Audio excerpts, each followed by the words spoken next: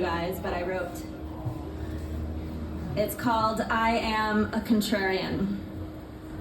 Choices abound, knowing thyself should help me discover what to choose, where to go, who to be, and not please others.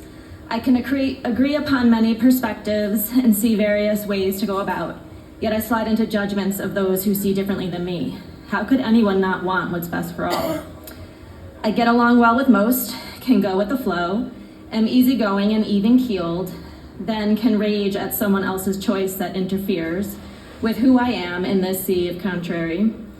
Humble, I don't want to boast, I play it cool, yet want to celebrate my wins, the things I brought to completion, letting me begin again. I will easily try something new. Stripped of all my titles, many things remain in vision. I am warm and compassionate. I can empathize to a detriment. I absorb feelings of others, confusing my relationship inward. Unwavering now, I can declare a boundary to protect my inner stare. I can be cold, blunt, and abrasive when threatened. Back me into a corner and I'll vanish. Needing time to unwind all the things I disparage. Lightning fast thoughts zip around my mind's cage, where I lean in to gauge my rage. Not so much in my heart or belly. This Gemini is all about personalities in my own psyche. Fear headlines all others, makes me retreat into sadness, flee into taste of grief, a wimp I won't fight. Will wallow and swallow tears until the well is dry.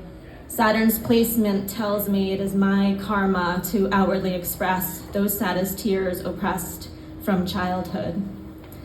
Old wounds are not uncommon. It is up to me to voice the horrific actions of men or women who abuse their power and strip innocence from prepubescent years yonder.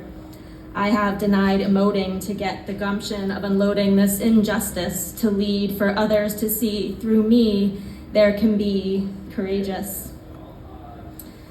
Like the mama lion roaming the plains of a desert, barren without prey, she continues in search of what will nourish her fight, not at all afraid to take the first bite. I stand up what's right, and will declare war and delight, yet secede, not needing to compete, will also gladly give up a fight. When it's useless, unproductive, I don't think it's important to be right.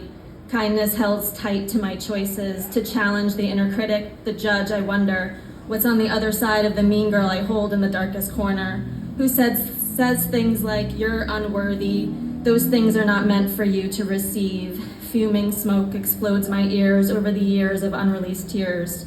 Did I stutter? Did you not hear? I'm confident in here.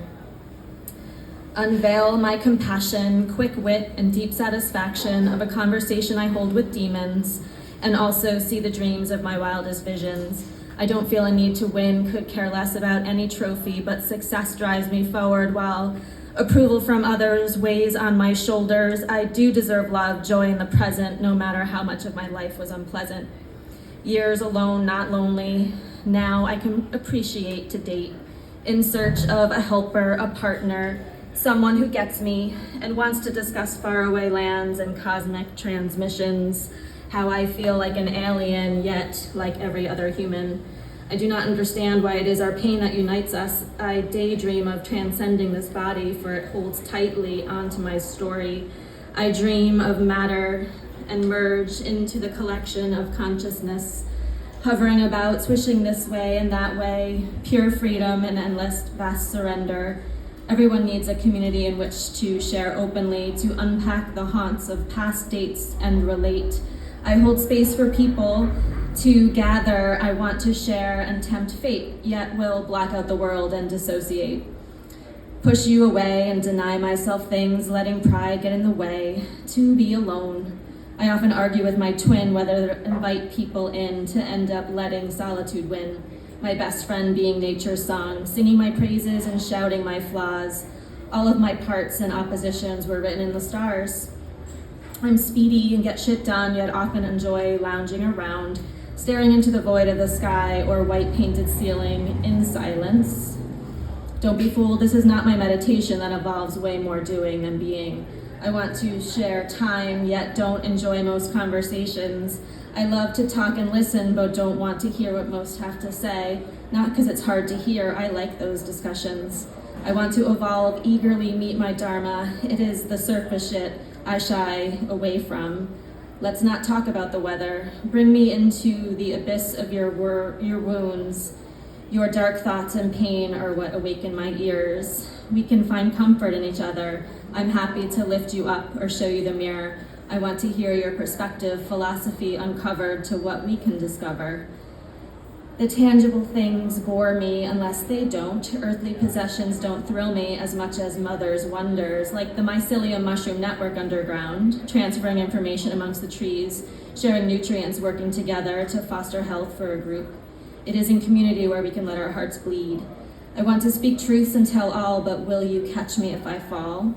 I trust everything and everyone without question. It has been a life lesson to discern who is truly deserving of my attention. I have a hard time trusting my own gut or internal compass direction, yet in 1 second in person get electric information of knowing. I'm afraid to be seen as stupid or even worse, wrong, yet useless words spill off my tongue. Dangling there, the people stare. It isn't rare to be met with others' glaring judgmental opinions of my worst idea, biggest failure, or my highest accomplished mission. I want to be close, but find I cower in long hugs, an unfamiliar comfort. Do I deserve to stay longer? I want to cuddle, my head rested upon a chest, feel another's heart beat, their soft exhale rustle my hair, yet retire back to my bed alone, again, my blank stare. In this void of solitude, I swim fearlessly and happy, also ready to meet someone with equal parts of excitement and anxiety. Every day I think, is this the day they will greet me? Woo!